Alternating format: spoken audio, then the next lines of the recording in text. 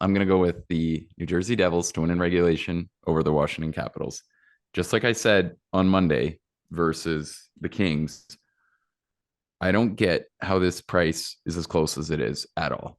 This, like, that is such, I don't understand where the market respect for the Caps is coming from, especially because at times this year when I actually thought they're better than they were when they had more of the roster, they were getting undervalued. So I don't know if it's like a lack of understanding like what's actually going for this team.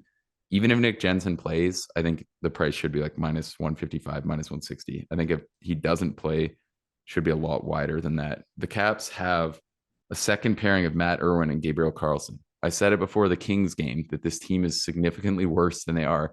And they got absolutely caved in. They shouldn't have hung around in that game. They got the 5-on-3 goal. And I think it's just a lot of, and then like obviously to talk more so towards the Devils, that team is so good. I don't really think that Toronto game scares me away here. I think if anything that makes me like the spot a little more because that was a pretty frustrating loss. And I think they still have a lot to play for and push towards the playoffs. This was when I saw this number, I did a double take and like checked the Devils roster because I thought it was going to say that like Vanacek or Hamilton or someone pretty crucial was out. And I think this is the kind of game where like if the Caps win, which is still going to happen like 35% of the time or whatever, like that's the reality of it. We're going to see so many people say like trap game, like blah, blah, blah, and all those things.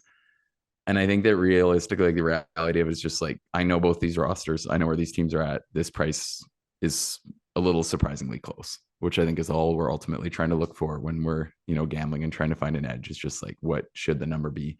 I don't think this number is right.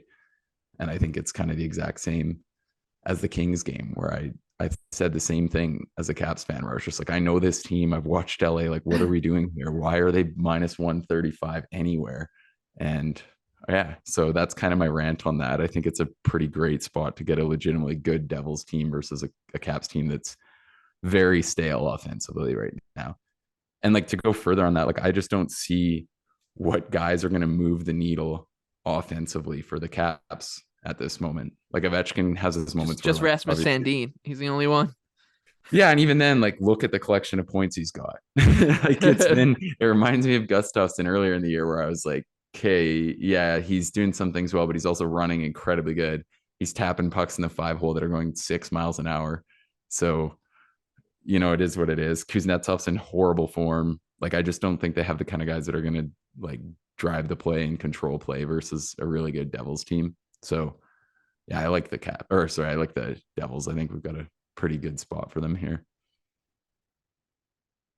My favorite bet, Yotes at home, baby. Coyotes. They are plus 145 taking on the Nashville Predators at the Mullet. And the Coyotes looked really, I mean, they played the Blues, but they looked great the other night in a 6-2 win. Let's update the people on the Coyotes at home theory. They're 15-14 at Arizona State. If you had bet $100 on every Coyotes game, $998, you would have returned into your pocket 34.4% ROI.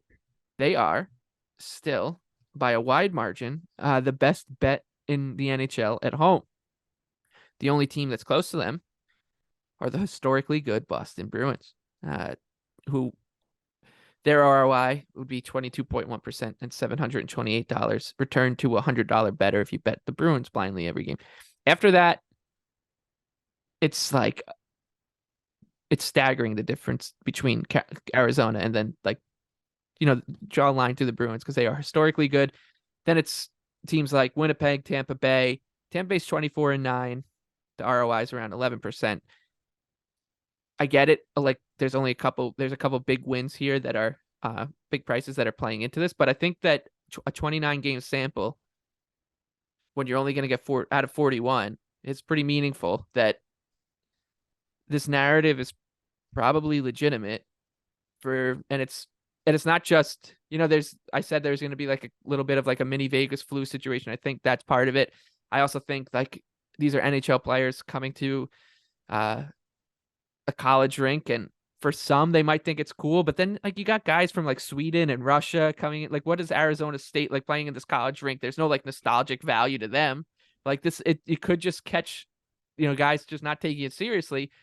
And I know that the Predators are, doing a little dead cat bounce where they think that they're still in this thing and they're going to be playing hard, but they just came off of a tough loss the other night against Vancouver in a game that they really, really needed to have 2 points if they wanted to keep this charade up. So